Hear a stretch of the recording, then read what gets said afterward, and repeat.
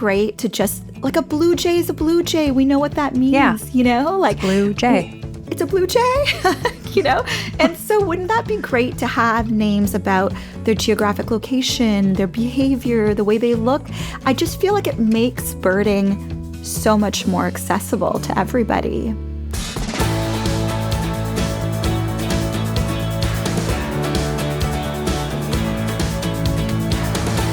Hello, welcome to Good Nature. I'm your host, Megan Leslie. In each episode of this podcast, we talk to the people who give me hope for the future of nature and wildlife. Today on the show, we're joined by Aliya Jasmine. She is a filmmaker and an environmental journalist, and recently, I had the pleasure of watching her new project, Bird Names. This is a short documentary that explores the movement to rename bird species whose names come from racist or colonial histories. And it really got me thinking about equity and inclusion in conservation spaces in a deeper way. I chatted with AJ all about how this project came together, but also how it impacted her own relationship to these birds and to her environmental work as a whole. Let's jump in.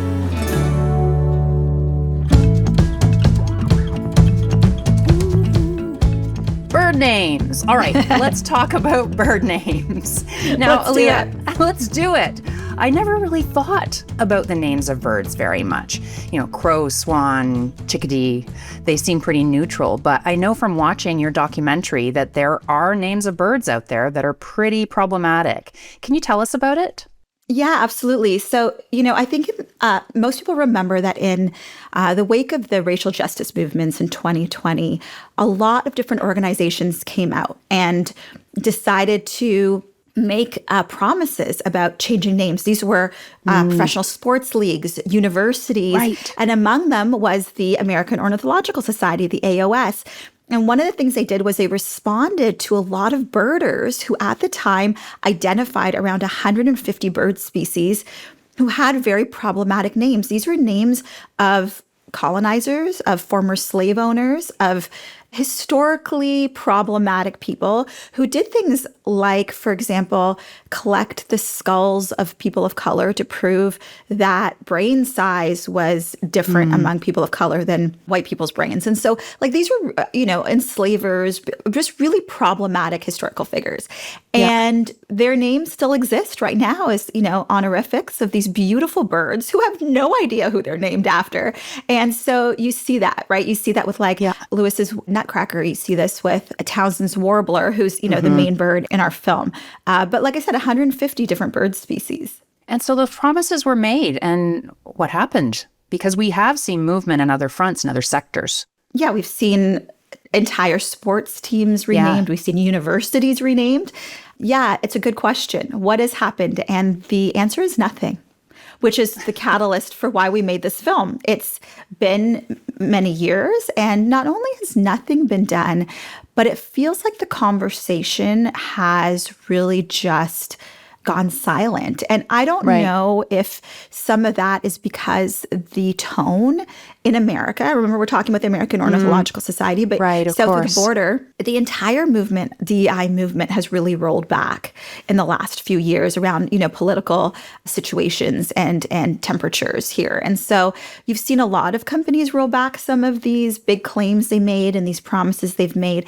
Now, that's not at all what the AOS says. We talked to them. They were really helpful when we were making the film. And what they've told us is that they have every intent to change the names, which is really great to hear. But also, they need to figure out the framework to do it. So they have not yet created the committee who will decide on the committee, who will then decide how these are. So it's like, levels, and you get this on an executive level, Megan, but the levels of bureaucracy. And so what we're hoping is to help the AOS by creating this dialogue and this demand that puts that pressure, lights that fire under the executives' bums and makes them want to move on this issue. I love it. I was in New Zealand this year, and there is this black bird with a white sort of ruff at its throat. It looks a bit like a priest or a parson. And I said to my friend, look, it's a parson bird. And she was like, oh, Megan, no one has called it that in decades. It's a tui, which is the Maori word for the bird, Maori being the first peoples of New Zealand. So we can do it. We can change, like an entire nation did it. You know what? And New Zealand is a great example. Our cinematographer actually spent a lot of time in New Zealand, and he commented a lot about it. But actually, because the film is 22 minutes, it's a short film, we had to cut a lot of it. But the Maori example is a great example. And we do talk in the film about other places that have done it.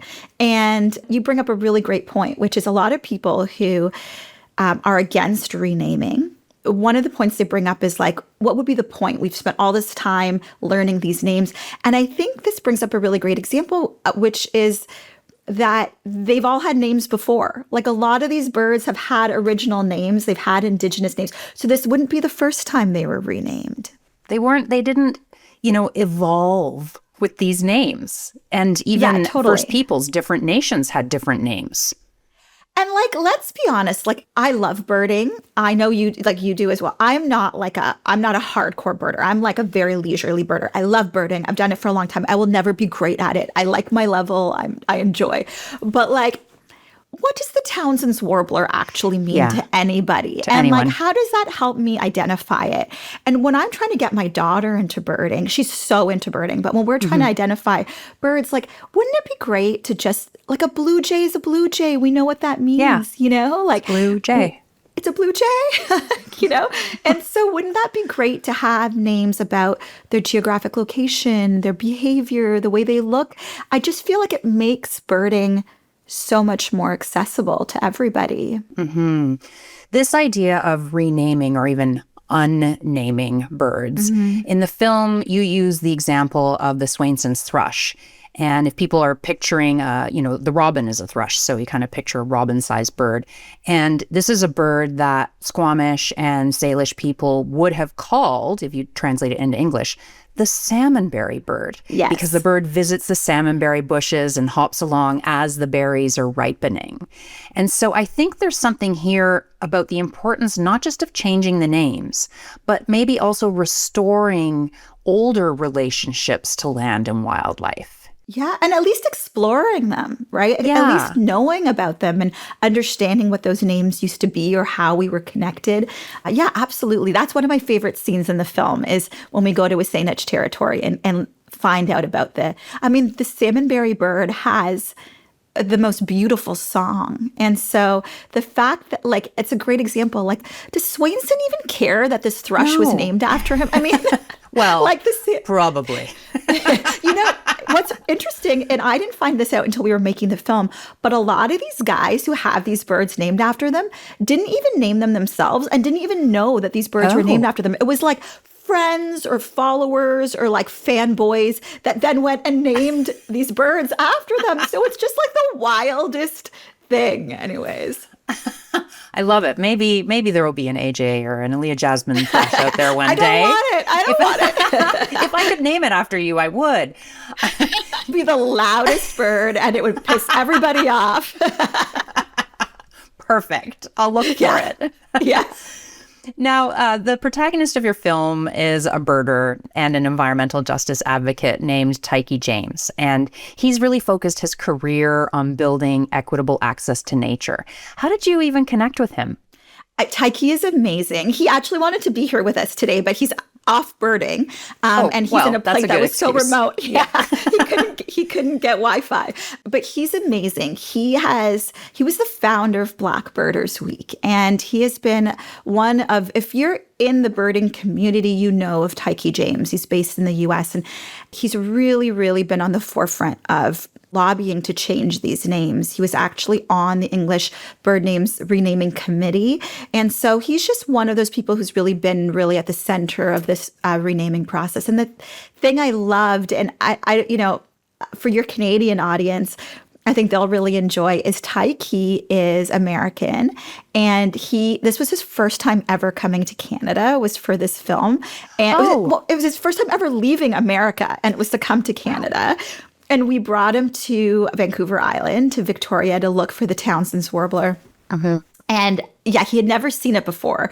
And neither had I. So it was just such a amazing, like, heartwarming and joy-filled adventure. He is just one of the most genuine people, but genuine bird lovers. Like, he's just really enjoys, and watching him connect with all these birders on Vancouver Island who were like more of the quintessential, like older British Tilly wearing. The people we picture, yeah. Yeah. Tilly hat wearing, like birders. Yeah. Watching them connect with him was just the most amazing thing. He's an amazing advocate, not only for birding, but also for social justice within the birding movement.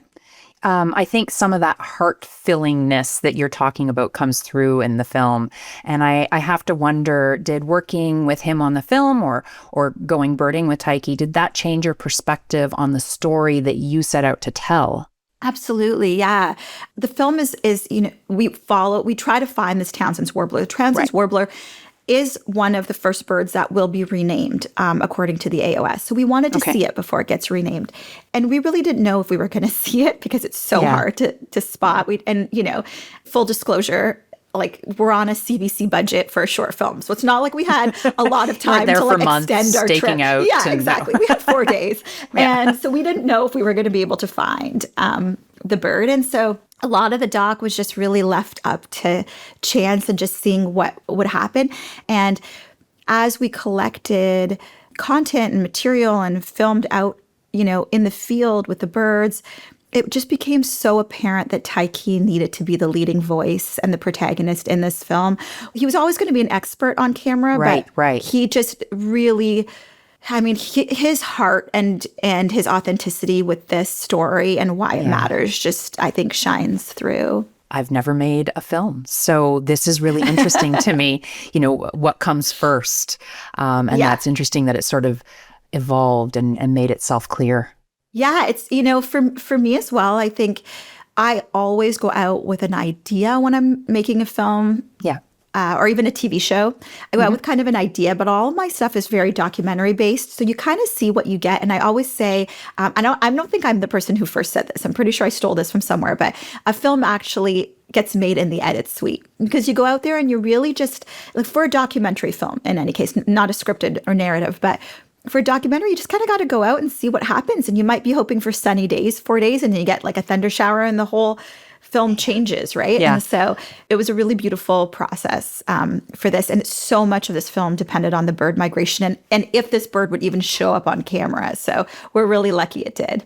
Well, keeping in that vein of what your idea was going in, a few weeks ago we had Dr. Joan Strassman on the show, and she's the author of this book that I love called Slow Birding. And we talked about how birds are often the first species that really inspires someone to care about wildlife and get interested in conservation. And was that something that you thought about while you were making this film, that idea of birds as an entry point? Absolutely. So my sister, who's also my co-production partner, Aliya, when we started this film, she's an academic. And so she did a lot of research into the background and the history of why we should be telling the story and why it matters. And one of the pre-interviews she did was with the former president of the AOS. And he said a really incredible thing to us in that pre-interview. And I'm going to paraphrase here, but he said, birds are the gateway to caring about the environment because birds are accessible to everybody. Birds are everywhere. They're on almost every continent in the world. So no matter where you are, you can see a bird. And that can be, we all want to see the polar bear. We will not all get to go to the Arctic, but we can all observe birds. And so they are our gateway to caring about the environment. And so that was really interesting to me because we know that bird populations are in decline. We know that we need to do more about it. And the only way we're going to do more is if more people care. Well, why don't more people care if birds are so accessible to everybody, if they're the gateway to everybody? And that question is what was at the heart of making this film, which is that there are barriers to entry in something that seems as accessible as birding. And those barriers posed even more questions, which is, who is invited into nature? Who is allowed in these spaces?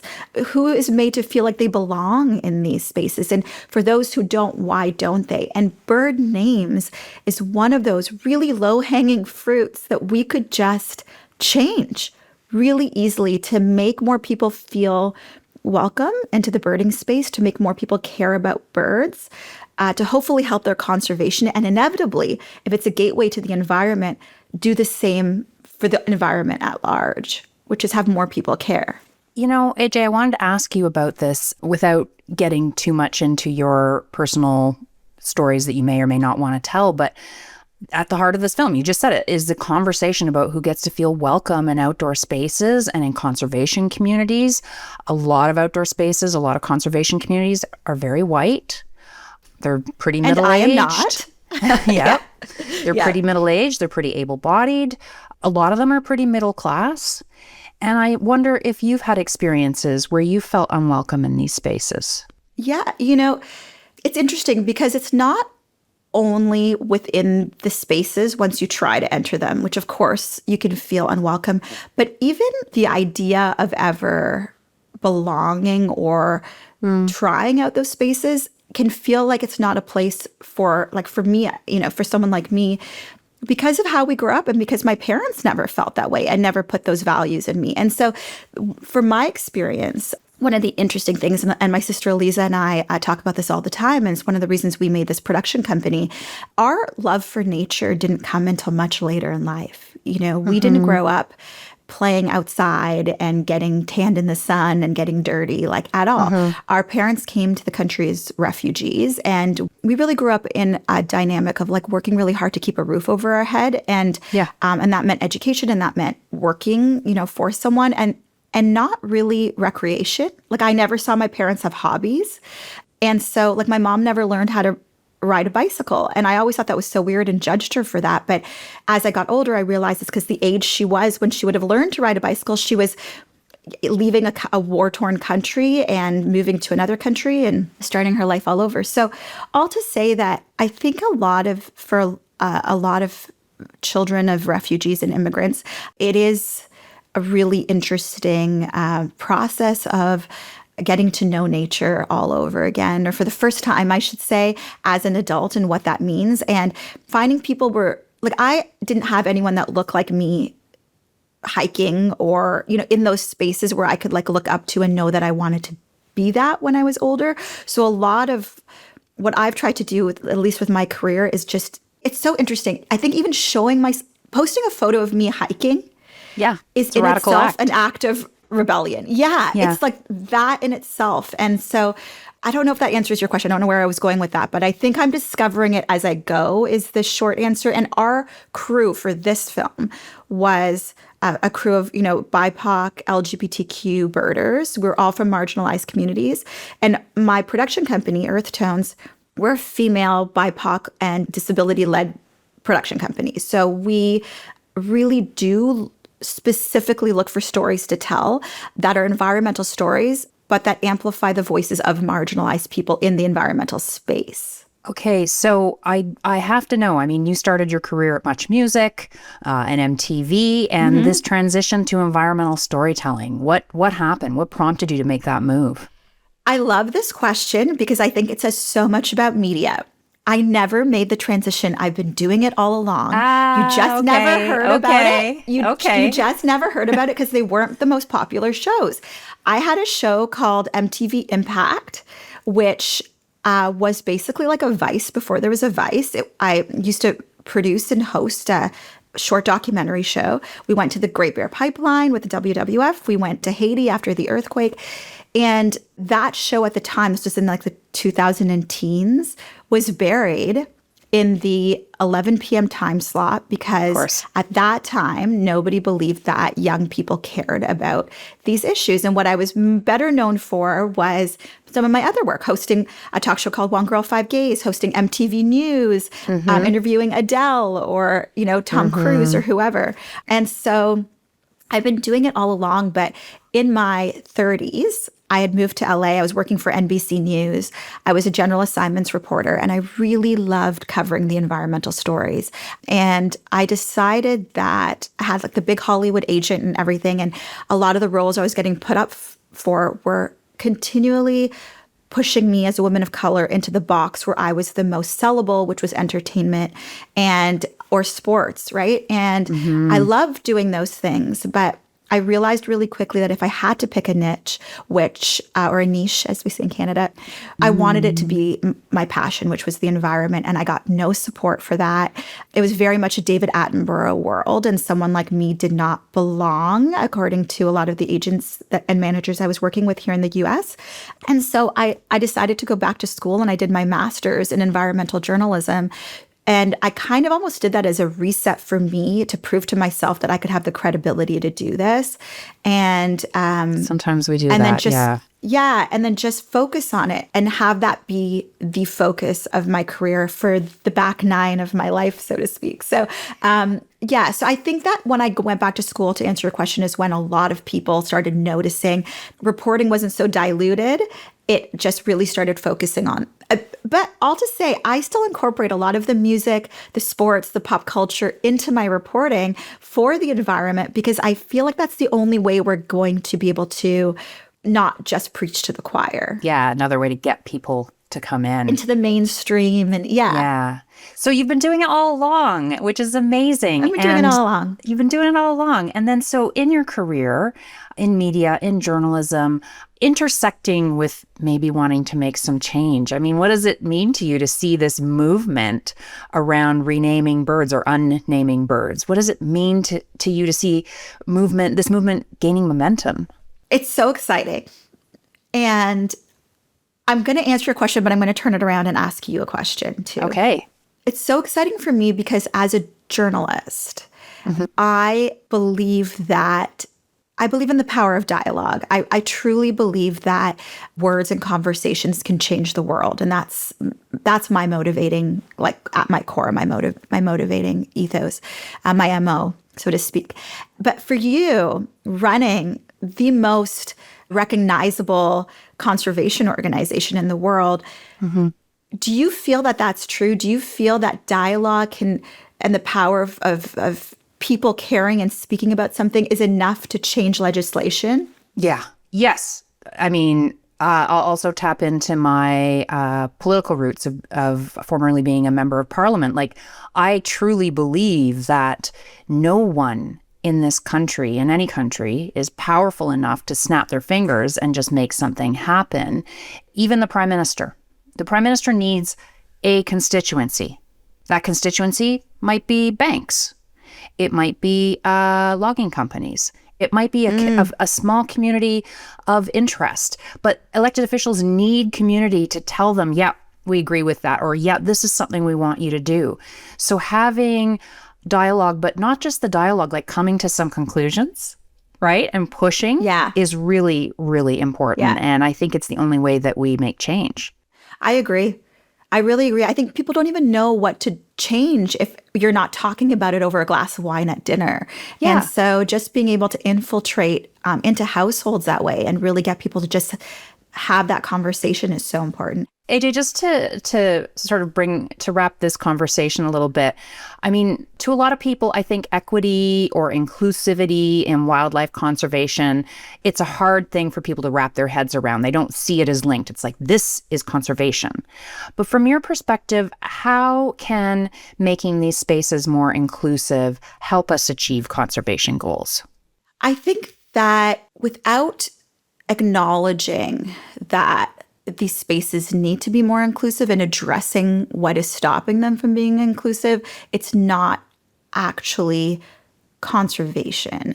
There's a famous quote, right, which is that without social equity, conservation is just gardening, right? And it's like, you have to really understand the politics behind a lot of these issues in a lot more depth than I'm going to be articulate about right now. But in a very small way, I'll share this personal story, and I share it in the film. But my daughter she just turned 2, and she absolutely loves birding. And when I go out there with her and I see that joy, and like, she's so great at 2 years old at identifying a crow, a dove, a hummingbird. And when I see that joy, and then I think about the fact that, if we were to identify, for example, the Townsend's Warbler together, and she was so excited to see that Townsend's Warbler. And she asked me who Townsend was, and I had to explain to her that the person that bird is named after is someone who didn't like her or me because of the color of our skin, that joy would get robbed from her immediately. And she would no longer probably care about that bird or want to be in that space. And she might be apprehensive to even birding. And we really do exclude a huge part of the population from caring about wildlife or caring about environmental issues when we don't make these spaces inclusive. And if at the end of the day, our goal is to have healthy ecosystems and understand that we're all interconnected, we need to make these places inclusive so that they're interconnected and they're healthy for everybody, not just for the people who can afford the access. Yeah. Well, you're doing your part. I'm trying. We're trying to stir stuff up. Good. I told you I'd be the loud bird that would annoy you if there was a bird named. I love all birds. They don't annoy me. Come on. Aliya Jasmine, on this show, we also end every interview with a lightning round series of questions. Oh, I like this. We call it the trail mix. So I'm going to ask you some quick questions. You're going to give me some quick answers. Are you ready? Yes, I'm ready.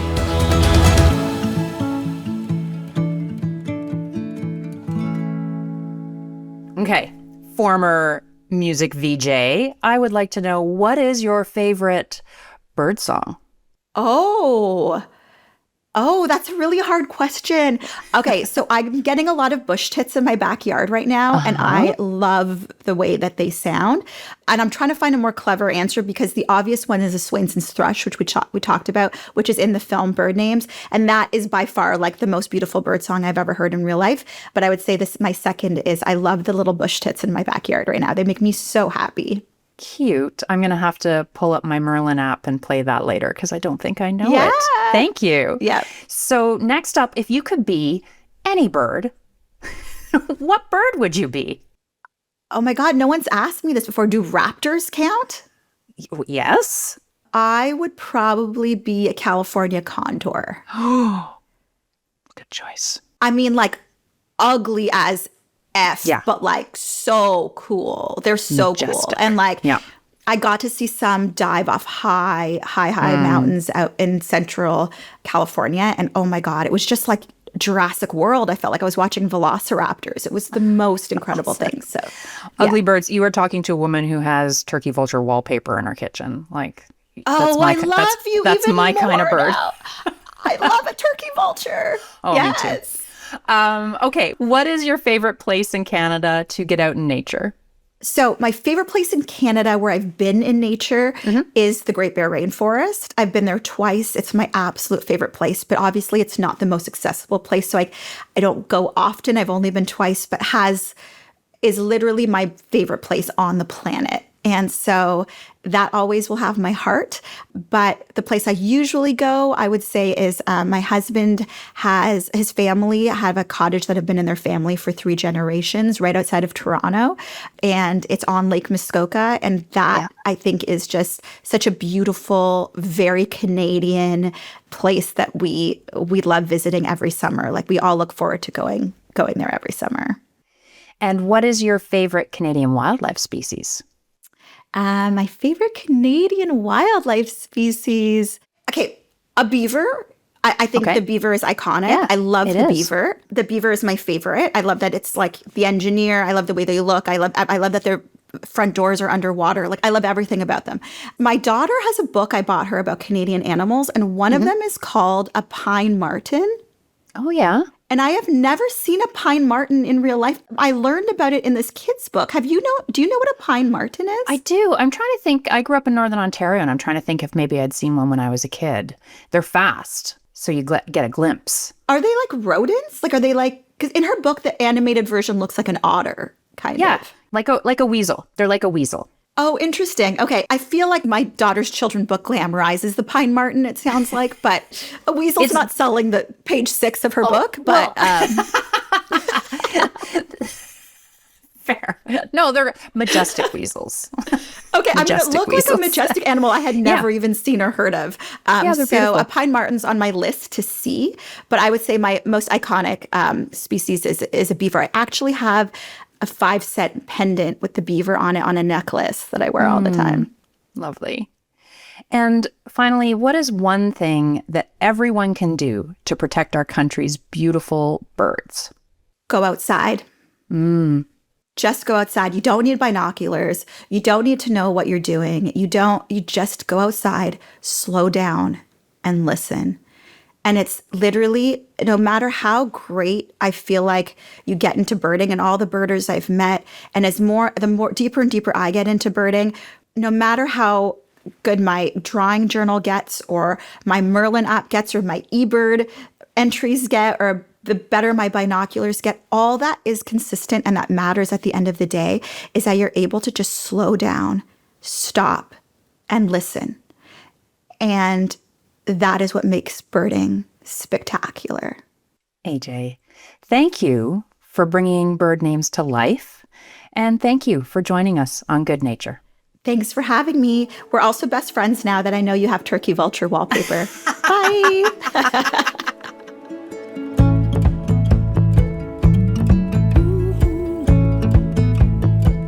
It's time to call up one of my WWF-Canada colleagues for a segment called Nature Hot Takes. Now, this is the part of the show where we discuss ideas about nature and conservation that maybe we haven't questioned before. Today, using the Orca phone, and I'm going to call our Toronto office and chat with WWF-Canada's community engagement specialist, Kathy Nguyen. Kathy, I hear you have a nature hot take for me. Let's hear it. I do, Megan, and it's that no garden for habitat is too small.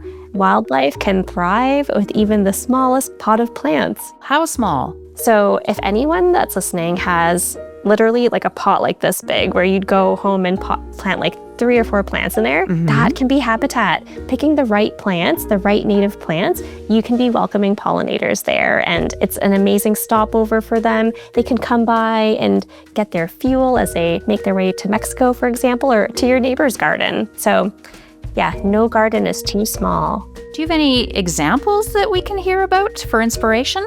So during the pandemic, an amazing educator in Brampton, Berna, she set up this amazing program for her students while they were studying from home. Everyone was calling in on Zoom, and they were looking for ways that they could connect and ways that they could create impact for wildlife.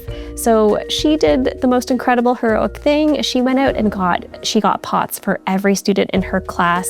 She collected all of the materials, all the soil, all of the native plants. She dropped them off at each of their homes, and these are like high rises in Brampton. And so they got on Zoom together with their pots and all of their supplies and planted together. And now these pots are still hanging out on everyone's balconies. And it's really cool to think that maybe these pots that are on different balconies in Brampton's, they're interconnected, that wildlife, pollinators, yes. Maybe they're moving between them, getting their sustenance. Wow. So one pot, but maybe your neighbor's got one, maybe your neighbor's got one, and they're all interconnected. Well, if your hot take is no garden is too small, after that story, I believe it. Thanks.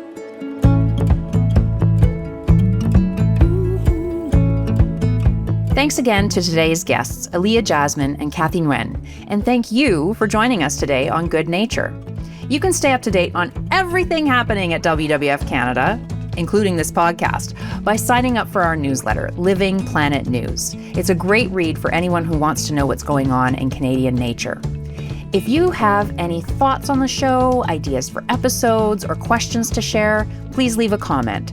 Or you can leave me a voice message. Just go to speakpipe.com/WWF Good Nature. The link will also be in the episode description. We'll see you next time.